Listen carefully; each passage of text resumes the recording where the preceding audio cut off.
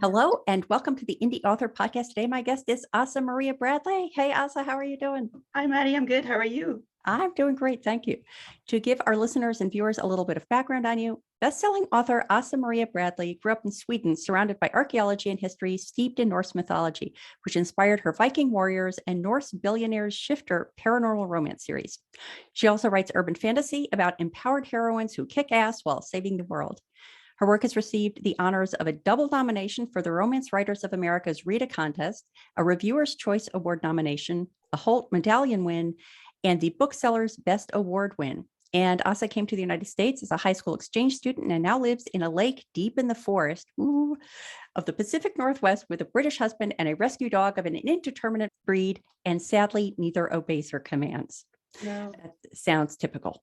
And you might hear the rescue dog in the background because I'm not sure if he's barking at me because I closed the door, if he's barking for intruder alert, but yeah, I think we were just saying before we started recording that we're both having dog noises. And I think this must be, here we are still influenced by COVID restrictions. And I think it's probably the first time in history that dog trainers have probably had to tell dog owners, let your dog spend some time alone, because otherwise they just get used to having you around all the time. This is true. Yeah. I get used to having him around all the time too. It's hard when I have to leave the house and actually go to my day job. So yeah, it's a big difference. There have been some silver linings to the whole situation, and spending more time with my dogs was definitely one of those silver linings. Yes. And I heard that the rescue shelters has never had as many rescues as they've had during the pandemic, because people, when they were home, they decided they could have pets and they did have time for pets. So that's been another silver lining. Yeah. That is a silver lining. So Asa is here today to talk about collaboration. And we're going to be talking about a couple of the benefits that authors can get from collaboration. But before we dive into the details, Asa, I was wondering if you could just describe the types of collaborations you have done, and we'll use that as an entree to our conversation. Yeah, I had but I didn't plan to do a whole bunch of collaborations. It just happened during the pandemic and a little bit before, when it really started. And I think it was maybe because authors in general were missing other people. Even if we're solitary when we're crafting our books, we're used to at least getting together maybe once or twice a year, going to conferences and things. Or maybe I was just more open to saying yes to a lot of collaborations, or maybe I just got invited to more collaboration. I'm not sure, but when I look back at my releases the last year and a half or so, most of them have been in different types of collaborations. It started with a friend of mine who used to live in the same city as I do and now live just one state over, Frank Zafiro, who is a retired police officer who writes crime fiction. And he edits a series for Down and Under Publishing, who does mostly crime fiction and thrillers and mysteries. And it's basically like a TV series, but each novella that comes out is written by a different author, but we write about the same characters. And so I was invited to participate in season 2 that came out 2020. So I was writing this in 2019, right before the pandemic, at a writer retreat that I was at. And now I think season 4 just dropped, and it's now in Kindle Unlimited, so you can read the whole series if you want to.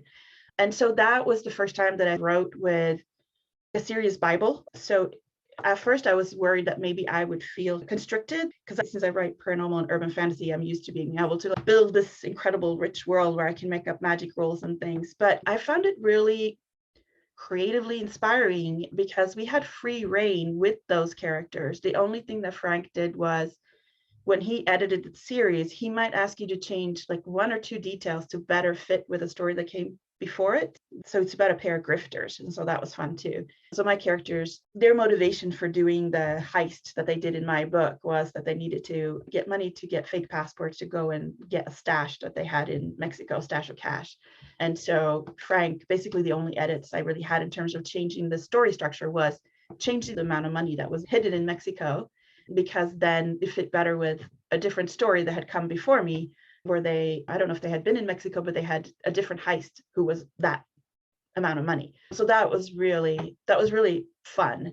And also it's a little bit out of my genre. So that was a lot of fun too, just waking up different creative muscles, I guess.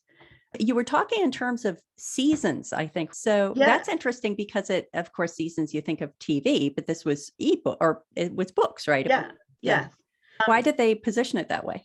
Because Down and Out had already had some success with subscription model series. And I think this was, I'm not speaking for Frank, but I think this was the idea that he and Lance came up with together in terms of deciding that if they made it a subscription model, you could subscribe and get like only the ebooks. You could buy the episode separately, but if you were a subscriber, then you got a bonus novella at the beginning and at the end. And then also you were notified, I think, about the collections that came out. So every season has 2 collections where you could get like the first half of the season and the second half of the season. Now that it's in Kindle Unlimited, I don't know if they do the print collections anymore. They might do. When I was writing for the show, we were not in Kindle Unlimited, we were wide. But now that there's 4 seasons, it just seems like with such a like long, because every season is about 6 novellas plus 1 or 2 bonus novellas. And so there's quite a few episodes with Rachel and Sam. That's the 2 characters. And how often were those episodes released? So they came out once a month. So one season lasted 6 months, so almost like a TV show. And so you would get a new episode every month if you were a subscriber. And I think that's still true if you're a subscriber. That's so interesting. I've never heard of a set of content like that that's in read form, but is being positioned in the same way that you would position a TV series. Yeah.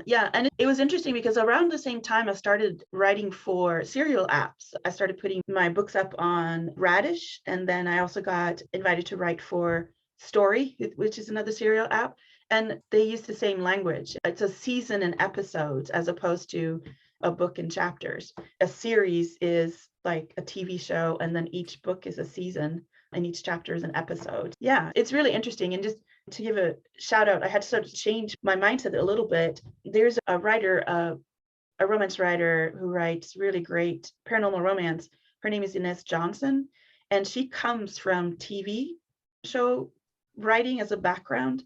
And so chatting with her and talking with her about how to write episodical is really helpful in terms of even just if you're writing a book, because the idea of how a TV show has to end is it makes you write really good end of chapter hooks.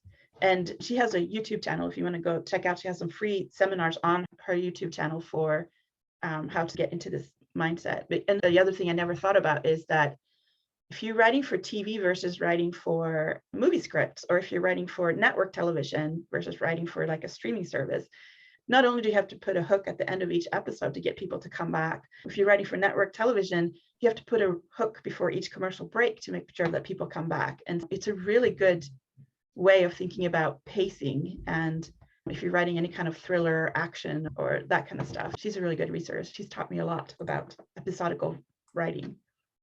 That is just reminding me of an episode I did with Edwin Hill, which was episode 121, Story Structure and Character Motivation. And we talked, as I love to do, a lot about analogies between movies. We were talking for a while about The Wizard of Oz and how story structure plays out there. But it was interesting because part of our conversation was that the same way that traditionally TV shows were broken up is very equivalent to how stories are broken up, the structure that he uses for his own stories. So if people are intrigued by that, they can go back to episode 121.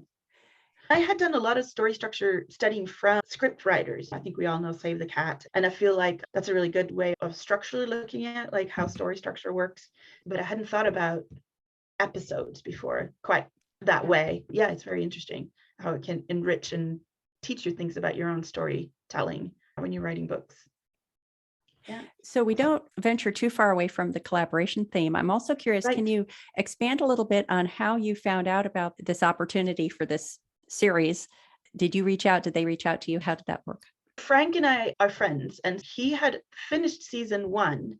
And I think that he decided that he was going to invite writers outside of his immediate circle, and also wanted to get maybe a little bit more women writers into the series. And so he asked me, would you want to write for this? And I was like, yes, that sounds great, because it's a collaboration. I like working with Frank. And so that's how that came up. And then other collaborations that I did was I was in the 1001 Dark Nights, which is a big, almost like an author co-op, but it's led by Gillian Greenfield Stein and Liz Berry. But they put out a short story challenge. And so for that one, I basically submitted, that was like something I found out on social media, and I submitted my short story and ended up being one of the finalists that were part of the anthology. And so for that one, it was the same thing again. That was a little bit different in that it was a collaboration and there were many different authors involved. But in terms of the production of the stories or what you wrote, you weren't really part of that. You were just like writing your own story, a short story that you submitted. And then the collaboration came afterwards when it came to the marketing of the anthology, which was free for 3 months. And then all the story rights came back to the authors.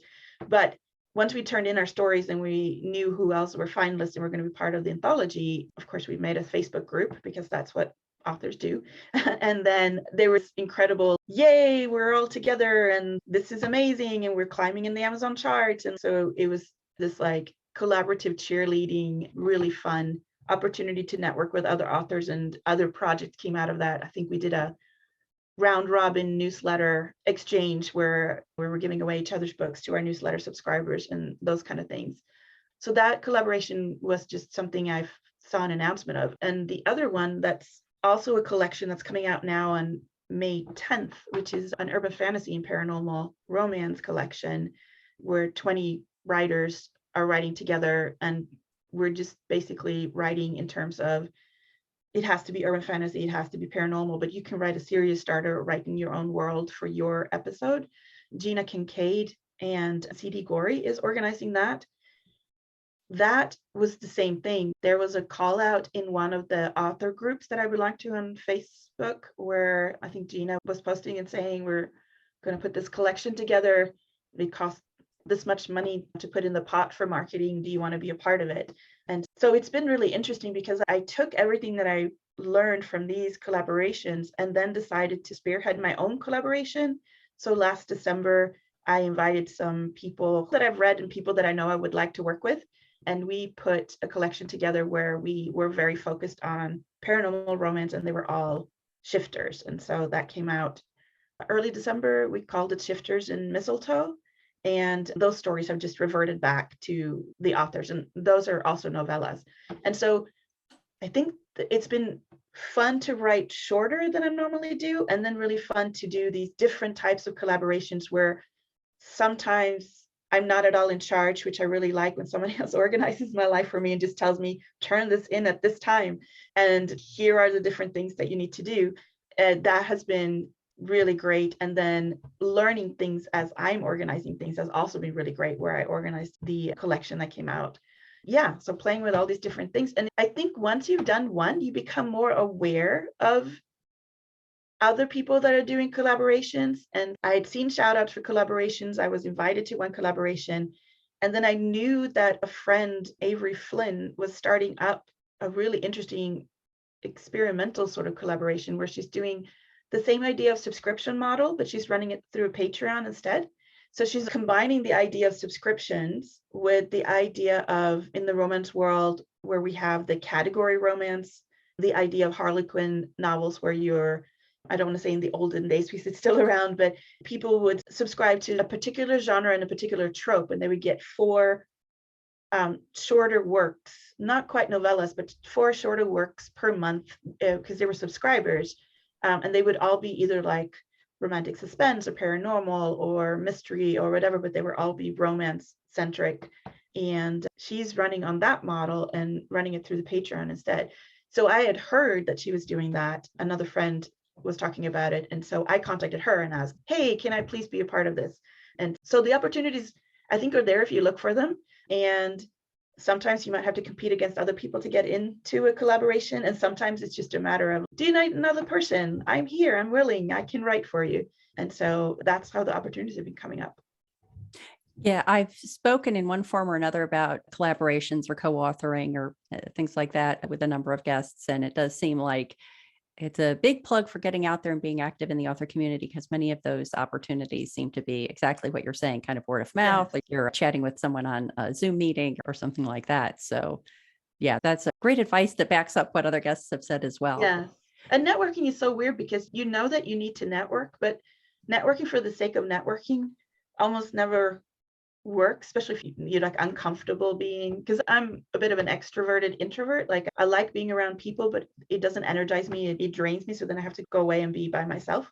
But I think a lot of times it's the hallway conversation that we used to have at conferences, where we could go to Yeah. conferences, and now we slowly start being able to do that again.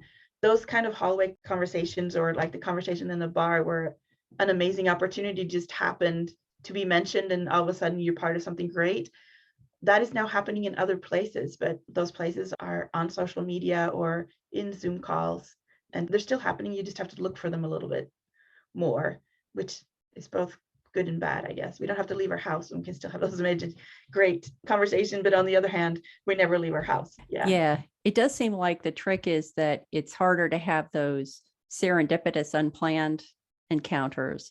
Yes. Planned encounters are easier, but the serendipitous, unplanned encounters, you can't orchestrate them because then they're planned. Yeah, exactly.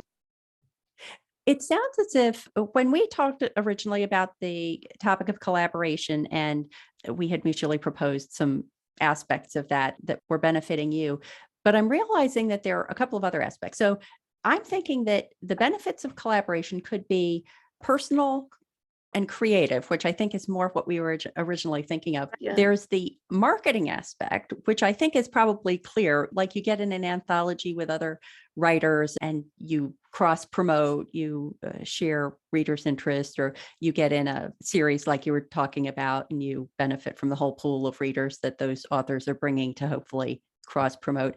But before we get more deeply into the creative and personal side, I'm wondering if you can speak a little bit to the financial side.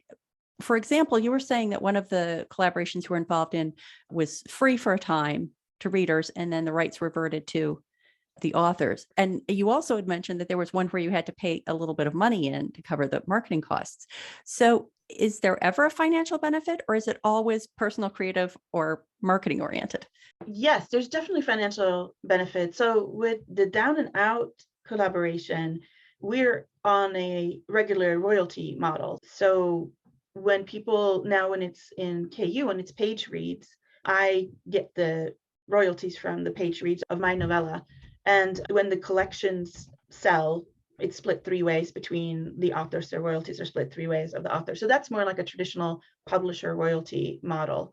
For the 1001 Dark Nights, 1001 Dark Nights is like a powerhouse in the romance community. They also now have a publishing arm called the Blue Box. They've published a couple of different authors, but one of the ones that has been like gangbuster success is Jennifer L. Armentrout's fantasy series that came out that hit just about all the lists except for New York Times, which is strange because technically she should have, but New York Times decided that Blue Box was too new of a publishing company. But the politics aside, and so that one is hard to measure return on investment because there were no financial gain, but on the other hand, my story and my name went out in newsletters to, instead of my newsletter, which is close to 10K, it went out to like thousands and thousands beyond that in terms of all the other authors that were there, plus 1001 Dark Nights putting up a big marketing push behind it. So that was my investment, was writing a short story and then getting an incredible return on investment in terms of marketing dollars that I didn't spend that went out. And then in terms of the collaboration that I organized last December, I think we figured out how much it would cost per author for the cover artist, for our cover, for running some Facebook ads, and then if we got a BookBub feature deal and some other like paid newsletters. And then we each paid into that pot. So there was 8 of us. And so I think we put in maybe $200 each. And that covered all of that advertisement cost that we were doing. And in that case, there was an immediate return on investment because we had a collaboration of authors that were pushing the book up the lists in terms of the rankings on Amazon. And so we saw more sales, and then we saw sell through from the story that we had in the collection and to other books in our series. So that was very satisfying. And then because it was a new release, we wrote brand new content for the collection. That meant that each author, when we claimed it on BookBub, once the book was under our author name, the people that follow every one of those authors got a new release alert. And so that's another really cool feature that BookBub has now, where if you sign up for the new release alert, it takes all of the followers of the entire group of authors, get rid of duplicates, and then charge you for each unique follower for a new release alert. But it only works if you are publishing new content. So that was really great. And right now I'm in a first in series where a bunch of authors have bundled together the first book in series and put a collection together, and we're just putting that up for free on all the retailers. And that one, for example, we couldn't qualify for any alerts for BookBub because it's content that has already been published. Yeah, so there are different ways of getting sort of monetary compensation. I think for the most part, it is a way of being able to do cross promotion. And cross promotion, any kind of promotion only works if you really believe in your project. And so if you're having fun while you're writing the story and you getting a more of a creative spark from collaborating with other writers, the promotion becomes easier too, because you're kind of sharing the burden. And I feel like I'm more enthusiastic about the promotion because I've read the other people's stories. And so it's almost like when you hand sell somebody's author's book that you're just absolutely part of their fandom, where you just like, oh, this favorite author came out with another story. And in this case, one of your favorite authors came out with another story, or a new author that you haven't read before wrote this incredible story that you read. And so you're talking about it, but hey, just as a bonus, your story happens to be in this really great collection that you love as well. And it has been really good. It's really reinvigorated my joy for writing. And I don't know that I've ever had joy for promotion, but there is more happiness in my promotion than there's been before. So it's been overall really creatively, and just in terms of coming out of the pandemic funk, it's been a really fun process. Just a quick break from the interview. Are you getting value from the podcast? Please consider supporting it and all the work I do at the Indy Author by becoming a patron. To pledge a monthly contribution, go to patreon.com/the Indy Author, or to make an occasional contribution, perhaps to indicate the value that a specific episode or resource provided to you on your creative voyage, scroll to the bottom of any page at theindyauthor.com and click Buy Me a Coffee. And now, back to the interview.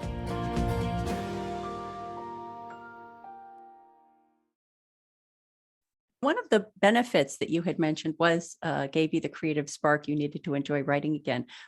Was there a specific part of the collaboration process you can point to that led to that benefit for you? Yeah, I think one is, of course, accountability. The fact that now you have a deadline. And if you're putting out your own book, yes, you have a deadline and you have a deadline to your editor. But if you mess up that deadline, then you get dropped from your editor's schedule and your book doesn't come out. So there is accountability. If you mess up, the cost is to you and your series, and maybe your relationship with your editor. And maybe you have to go to Amazon jail if you miss a pre-order, but it's all like you and your business. But if you are missing deadlines in a collaboration, then it becomes a bigger thing. And so, at least for me, it was not more pressure, but I was better at keeping myself on track. And then if Gina is listening to this, then she will laugh because I was actually very late turning in my story to our collaboration, because as a side note, I ended up having a horrible sinus infection and ended up in the hospital twice right Yikes. before I was supposed to deliver the story. So she graciously gave me an extra couple of days to finish so I could turn it in. So another lesson, don't wait until the last minute, which I know no author is going to ever listen to, because we all wait to the last minute before we turn things in. That seems to be when all the creative juices all of a sudden start flowing, and all the plot problems we've had unravel themselves. And now we just have to write as fast as possible to get the words on the page. But yeah, so that was definitely a big benefit, that accountability. And then I had a really bad case of pandemic slump. I've been having a really hard time writing. And so switching to writing shorter works, and then having the collaboration and the contact with other authors, and having people that I was basically in contact with every day, in terms of not really commiserating, but in terms of we're working on this together, we're in this together.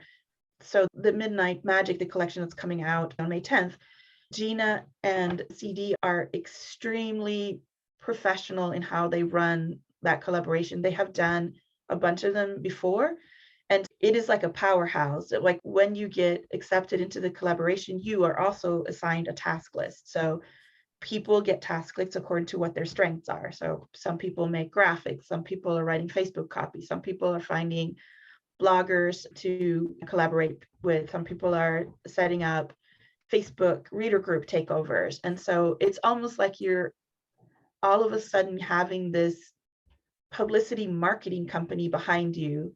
And in addition, you're learning about all these different skills because maybe it wasn't something that was like in your skill wheelhouse, but now somebody else is showing you like, here's what makes really great Facebook copy. Here's what makes really great Twitter copy. Here's how you put together this design for a marketing graphic. This is why we need countdowns. And so I've learned a lot too in terms of what works marketing wise, but not so much what doesn't, but what produces better results. And so that has been a really interesting learning experience too. So I feel like in addition to getting more work out there, which is always good for an author, it's almost like I've leveled up in terms of promotion. And it's not as painful as it used to be because I've been shown shortcuts for how to do it. And we're doing it as a group project as opposed to you're having to do it on your own. And for those that hate group projects, this is a group project where everybody is working. It's not that group project that you were used to in school where one person did all the work and then everybody took the credit. Well, it's a good illustration of the fact that if someone is pursuing the opportunity for collaboration or they're approached, that on the surface, it might seem like almost no work. Someone might approach you and say, I'm coordinating a first in series ebook bundle. Would you be interested in participating in providing us with the ability to include your book? You might think, oh, this is perfect. Zero work on my part, but it's never zero work on your part. No. And even when it sounds like at least the collaboration you're talking about, it was very clearly laid out up front what everybody's responsibilities were going to be. But I think even if it's not, it's either because the person is planning on doing it all themselves, but you're probably going to want to help them out, or they're disorganized and they don't realize that all the people who are participating are going to need to pitch one way or the other. And so having some insight into those other tasks, the other time investment that comes along with it is really valuable. Yeah, I think that lessons learned from some other collaborations a few years ago that did not pan out quite as good as we had hoped. I now know that you do want all of those expectations clearly up front. And if you are the organizer of the collaboration, you definitely want to make sure there's a contract in place where you're stating both in terms of what the writers can expect and for how long you keep their rights and all of that stuff, but also so that the writers understand, okay, everybody has to pull their load. We're doing this together. I mean, I know that there are collaborations where the expectations is that everybody puts money in and then you hire an assistant to do most of the administrative work and most of the marketing and so forth, and that you are only maybe responsible for posting in your newsletter.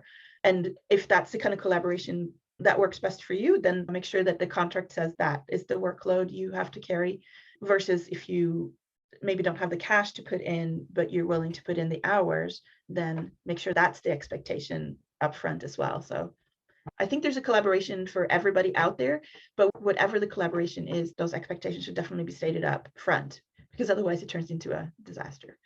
Yeah, I think that the other thing to factor in is how much personal interaction you're going to have with these people. And if it's a lot, then are they people you want to have that interaction with? So if it is one of these things where someone's saying, give us the rights to include your book and give us some money to help fund an assistant, and that's it, then you don't really need to get along with the other people who are involved. But if you're co-authoring a book, then my advice would be, you better like the person before you get into it, or that's going to be a long and unpleasant process for everybody. I have never co-authored a book. I'm not sure that I would work well in that model because I am both the control freak and the slacker, which is a really bad combination where I'm constantly procrastinating and constantly doing things last minute, yet I want to control every detail of the project. And so it's much better for me to work in the model that I'm in now, where I have a piece to provide that is collaborative, like that is sort of to the co-op. So for Midnight Magic, I'm doing a lot of the graphics, the marketing graphics. I'm not a cover designer. And same thing for the Happily Ever After Collective, which is the project that Avery Flynn is spearheading. And then the other part is just me being responsible for turning my story in on time and making sure it's edited professionally before I turn it in. So If you had to do a lot of collaboration together, then just make sure that you're working with people that you like and respect in terms of their work, which we do have to do some collaboration on the Happily Ever After Collective, because the group of people that are doing graphics, I think there's 7 or 8 of us. We had a quick Zoom meeting where we decided who does what and how do we divide it up. And we have a color scheme, a branding kit basically that we're working with. And that was also run very professionally, and somebody took leadership, but also everybody in there is extremely professional. So that is going to work out great, I think. But that is definitely something to keep in mind, is who are you working with, and do they know how to run a project? Because otherwise it might not turn out great. Yeah. But I think there should be a contract in place no matter what you do, even if it's your best friend that you're co-authoring a book with. It's always best to have a contract. Yeah. So my co-authoring experience was with Mark Lefebvre on Taking the Short Tack. And I think it was this is way back in episode 14, collaborating on Taking the Short Tack with Mark Leslie Lefebvre. And I think we talked about it in that the idea that some people feel uncomfortable asking somebody they know personally to sign a contract. And I'm cribbing this from someone else. I wish I could remember who I borrowed this line from, that a contract doesn't show that you distrust a person. A contract is to demonstrate that you do trust them and want to do business with them. Right. So I think if you can approach it that way, that's more comfortable. And it is a hard thing, I think, in the author business, that we are authors, and so we're creatives and we create friendships with other authors. But whenever you're working with other authors and whenever you're doing the publishing side, you have to have a business relationship. And sometimes the lines between the business relationship and the friendship can be really blurred. And so if you're in traditional publishing, then your agents take care of the business part and you don't have to worry about it as much. So I started out writing for a traditional publisher. And so it was nice in that I only dealt with my editor for the collaborative side, and my agent had to be like the bad cop whenever there was problems. But now, if you are an independent publisher, you have to wear both of those hats, and it can become really uncomfortable. And so that way, if there's a contract in place, it's almost like you're not preparing for bad things to happen. It's actually more that you are preventing those disagreements from happening because expectations were communicated up front. And so a contract is more likely to save a friendship than it is to ruin a friendship, I think. Yeah. And it's just a record. I know there have been several times when, during the course of working on Taking the Short Tack with Mark, where we would both say, what did we agree to do about audio? And then we'd have something to go back. Oh, now I remember. So it's a record. It's not a weapon. It's a record. Yes, it is. Exactly. Yeah. So I wanted to just hit, as a way of wrapping up our conversation, one of the benefits that you gained from collaboration was that it validated and inspired your work. And I was wondering if you could talk about that a little bit.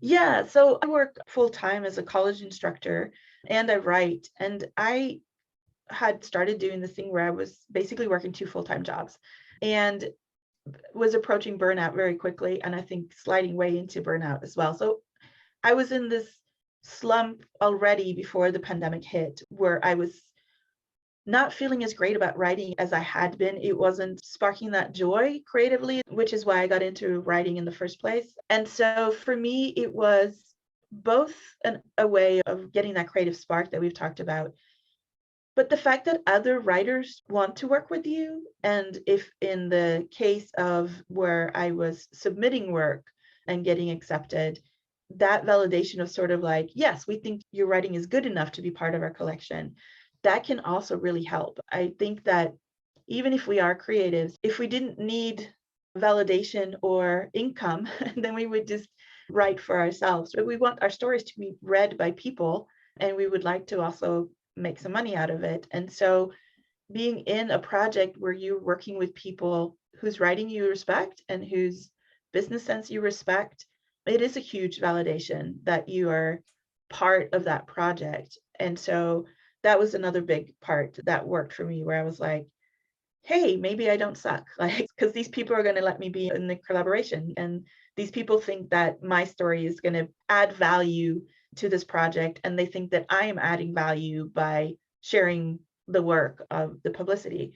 And so, yeah, I felt like that was a very big part of it too. It's almost like, I feel like it's an author co-op. I know that in traditional publishing, if you have your publisher's marketing and publicity behind you, there are people that know how to do that, that put that sort of marketing machine behind you because they think that your work is worthy and that your work is going to do well on the market. So if you're an indie author, we don't maybe have that as much. You could hire your own publicist and so forth. And I'm not really sure that everybody that works in a traditional publisher really believes super strongly in every book they put out, but I'm trying to go with this analogy so that working with the people that are willing to put not just their story together with yours, but they're also willing to put their energy and their time into a project that you're part of. That was kind of like a huge validation. And it just made me feel like, because a lot of these people were people that I've looked up to, people whose stories I really like and people whose books I just automatically buy. And it has been a really rich reward on all fronts in terms of working with other people. I highly recommend it. And the nice thing about the author community is you can find that collaboration model that works for you. If you're not comfortable co-authoring, then do something like a collection or something like an episode in a series that's already existing. They're definitely out there. That's great. Well, Yeah. Asa, thank you so much. I appreciate that you shared such a balanced view of collaboration, included some red flags and also included a description of the benefits that you just wrapped up with. Thank you so much for having me on. I really enjoy your podcast. So this is also like a fangirl moment where I get to talk to you personally because, I talk to you in my car, but you don't hear me. So this is really good too. Yeah. That's so cool. That's so much fun to hear. Talk Yeah. about validation. That's a lovely, lovely thing to hear. Thank you. So please let the listeners and viewers know where they can go to find out more about you and your work online. Okay, I am Asa Maria Bradley, and you can find me all over social media. And if you go to my website, asamariabradley.com, all of those buttons are there. Excellent. Thank you so much, Asa. Thank you.